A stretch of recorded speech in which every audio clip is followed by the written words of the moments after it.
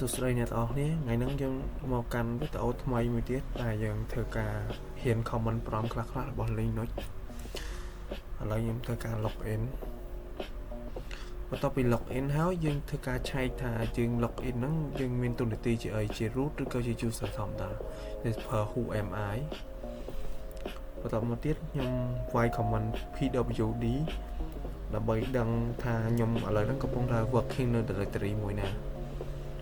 បន្តមកទៀតយើងប្រើ ls ដើម្បី list file ហើយនឹង folder នៅកន្លែងហ្នឹងយើងចង់មើល file folder ដែលយើងបានបង្កើតនៅកន្លែងហ្នឹង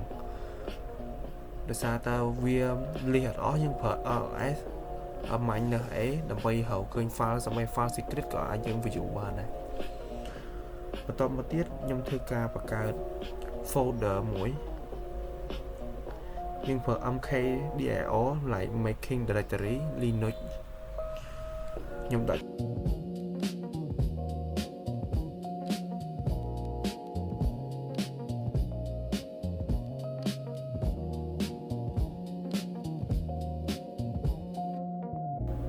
ឡូវយើងចូលមកកាន់ file linux test ហ្នឹងហើយយើងវាយ pwd ដើម្បីឆែកមើលថាយើងនៅកន្លែងណាឥឡូវយើងដឹងហើយថា file linux test យើងនៅក្នុង home steve linux test តោះមកខ្ញុំធ្វើការប្រើ command tag ដើម្បីបង្កើត empty file មួយដែលខ្ញុំដាក់ឈ្មោះ test.txt យើងប្រើ ls ដើម្បីឆែកមើលបន្ទាប់មកខ្ញុំធ្វើការប្រើ echo ដើម្បីយើង input tag ចូលទៅក្នុង file txt យើងបានបង្កើតខ្ញុំដាក់ Linux is easy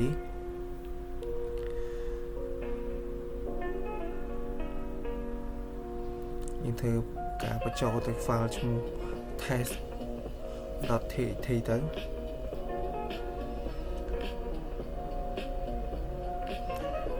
តបមក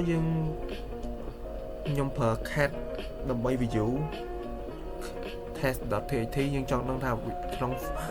ង file ហ្នឹងយើងបានបញ្ចូលបានសម្រាប់ដែរឥឡូវក្នុង file test.txt យើងឃើញថាវាមានពាក្យទៅសេថា linux.is.easy ខ្ញុំធ្វើការប្រើ cd ដើម្បីខ្ញុំ change directory ចេញខ្ញុំឡើងចង់នៅក្នុង file ទៀតហើយយើង exit វាមកចេញមកខាងក្រៅវិញតមកទៀតយើងធ្វើការ switch user យើងប្រើ sudo minus i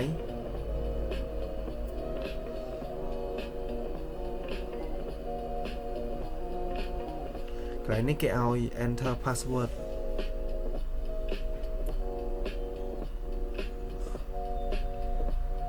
បន្ទាប់ពីយើងបញ្ចូល password ហើយ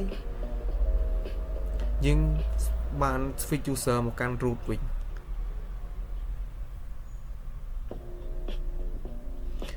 ខ្ញុំប្រើ command who am I ឃើញអត់វាសូថាយើងឥឡូវហ្នឹង currently យើងជា root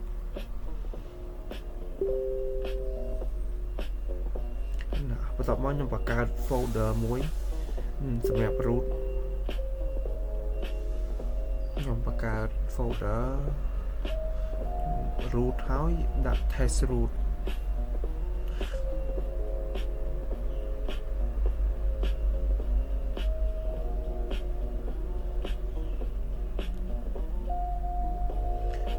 យើងប្រើ ls/root ហើយយើងឃើញថា root ក៏អាចបង្កើត system root អាចបង្កើត system folder បាន